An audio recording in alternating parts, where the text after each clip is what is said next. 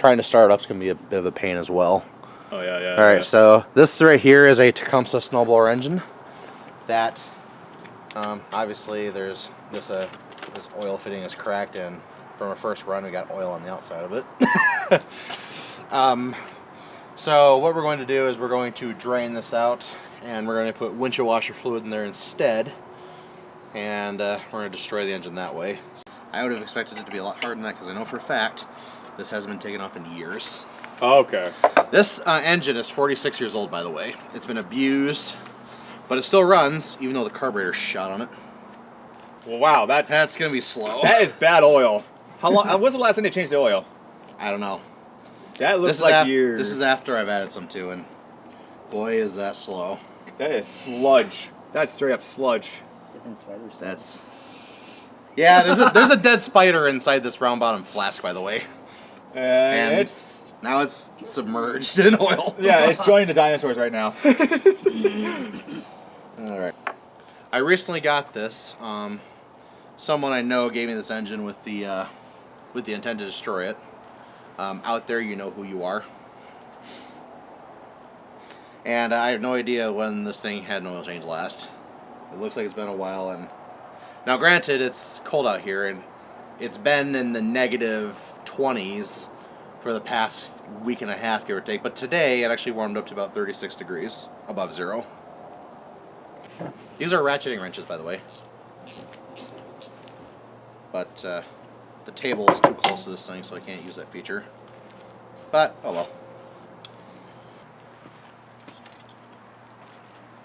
And there's about that much oil left in it. I think it's below safe, isn't it? Well below safe. Oh, yeah. Perfect! Well below safe. That's actually where it was when I got this engine in the first place. Oh, okay. It's in the safe mark now! Oh, way above that, too. Before we started it cold, this thing was putting off, we did a compression test on this and it was putting off about 80 psi. Which is low for this engine, but at the same time, it's not bad for an engine that's 46 years old with thousands and thousands of hours on it. Alright, here we go. Temp number 1.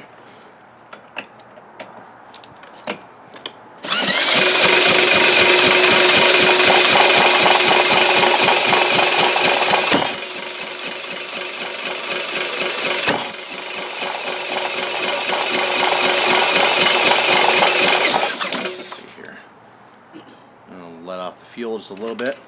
The carburetor's bad on this, and you can see there's just fuel dripping out of there. Ether, please. Oh yeah. Thank you.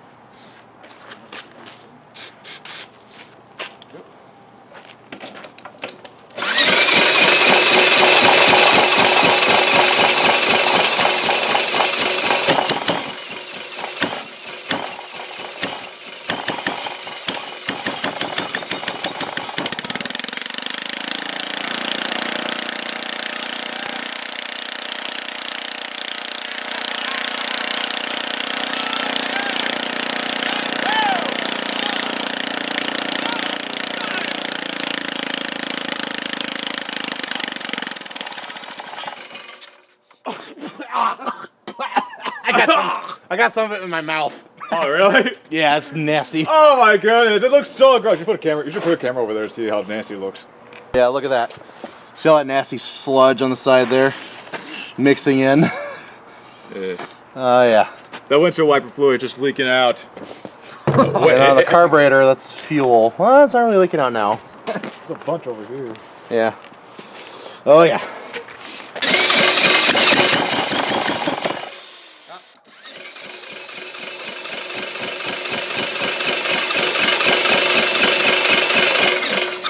Did we get this going again?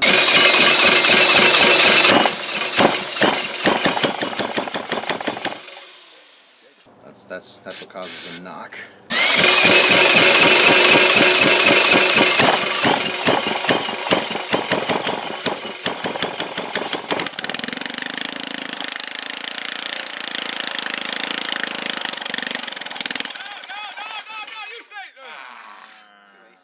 This again?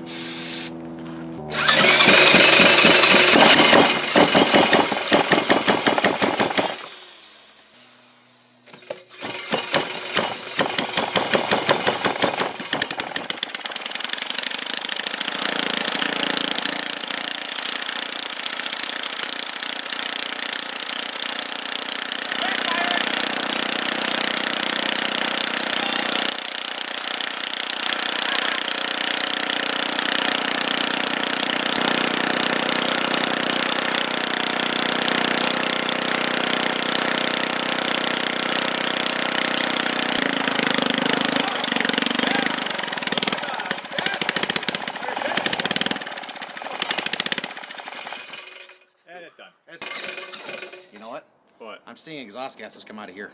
You serious?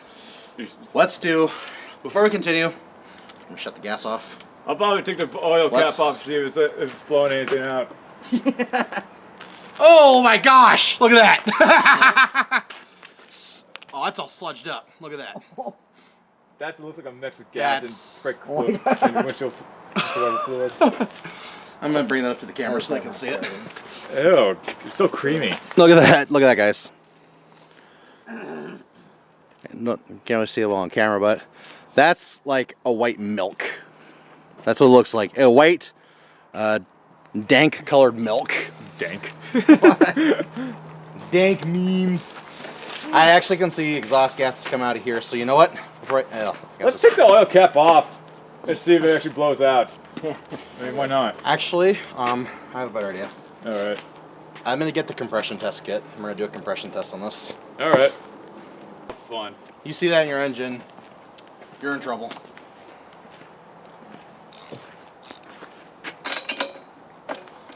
So the spark plug's doing.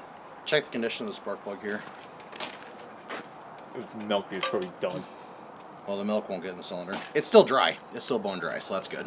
Okay. Now, if it was milky, it wouldn't pop whatsoever. Oh, okay. Right.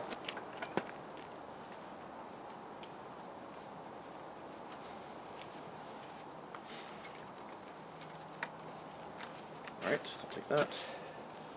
Let's see what kind of compression we're getting, because I am seeing a bunch of gases. I am seeing like the amount of gases blowing out of the exhaust. I'm seeing like the same amount blow out of that tube.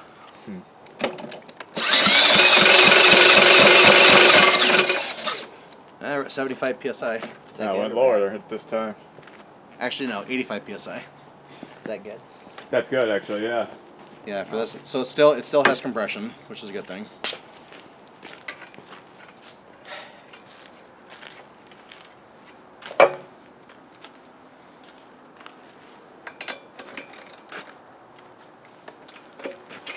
Okay, that should be good enough.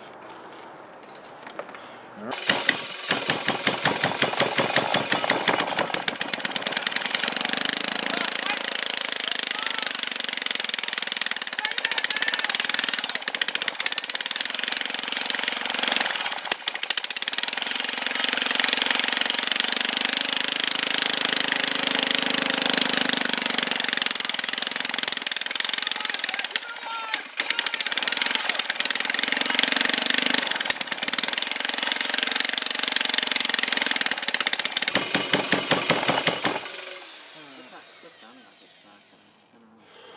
It's getting harder to I think it's just getting harder to start.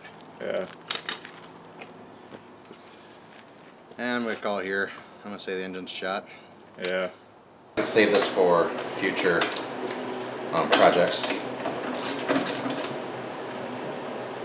Can this be used for any engine? Or just Any small engine, yeah. any small engine? Yes. All right.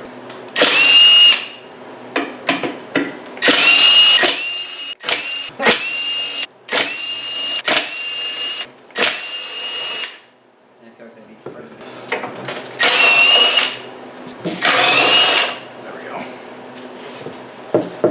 I think I should be able to take the head off. Yep. Oh, yeah. So So there's the head. Combustion tool chamber. there's no gasket. Yeah, it's this guy right here. Oh. Wow. All right. There's the gasket. And look at all that carbon buildup. I'm going to show you guys how a basic internal combustion engine works. See, right now this is what's called top dead center, where the piston is at the top, very top of where it'll go. This guy right here is the flywheel. That's this guy right here, and it also has a ignition coil on it, which is up against a metal, not a metal, so a magnetic strip, which is what creates a spark. So every time this is at top dead center, it sparks, regardless if it's in compression or if it's in, exhaust stroke. So when I turn this to the right, that piston starts to go down, and as you can see, the intake, valve opens up, which brings in your air and fuel mixture in what's supposed to be a stoichiometric ratio, which is 14.73 to 1, 14.73 units of air to every 1 unit of fuel. And then as this goes to the bottom, then as you can see, the intake valve shuts. now we've begun the compression stroke, which is where the piston is squeezing that air and fuel mixture, usually in a gasoline engine. It's a 8-to-1 or 10-to-1 compression ratio. When it gets to top dead center, which is right there, then the spark ignites, which ignites the fuel and the air mixture, which forces that piston back down, just like that. Then when it gets to bottom dead center, like right there, then the exhaust valve opens up, and as the piston comes back up, it shoots the exhaust and burnt air out, and then it does it over again. But it will move a lot faster than that. And one thing I want to show you guys, I don't know if you ever heard the term cross-hatching before. Basically what it is, it's lines around the cylinder that kind of look like this kind of an angle. You can see there is no cross-hatching whatsoever. This engine is so worn out. If this was a healthy engine, you would see a bunch of cross-hatching everywhere inside of here. But the fact that you don't see any, you know this engine is just worn out.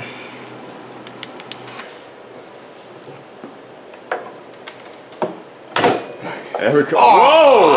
Oh! Oh, baby! Okay, hold on a sec. Oh! And we thought we drained all that out! Look how slow it's moving. That's disgusting. That's gross. Okay. So here's the front cover of the engine. And here's where your engine is timed right here. You have the crankshaft, and then this is your camshaft gear right here. Okay, so you have your crankshaft right here, which with the piston up here is connected to. And then you have your camshaft, which is this guy, and that's what your valves are connected to. So the camshaft is going to spin at half the speed of the crankshaft to have it timed properly. So every time one time this rotates twice. So something's gonna break. yeah. There comes. And it looks like it might be the flywheel. Or the shaft itself. Ta-da! Flipping yes. So anyway, I'm correct. Where's that magnetic strip at? And I'm surprised you didn't break anything. Honestly, I don't see any damage. Ah, okay, so if you look right here, these are the two magnetic strips that go by this guy right here, which is the ignition coil. And this generates a spark when it passes here. So every time this is at top dead center, it fires.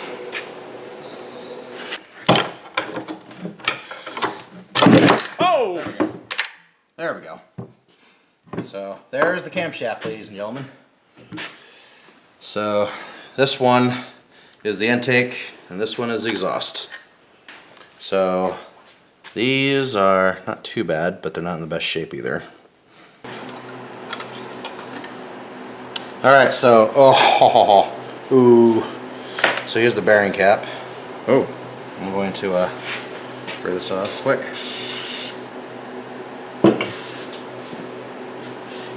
That's probably not normal, isn't it?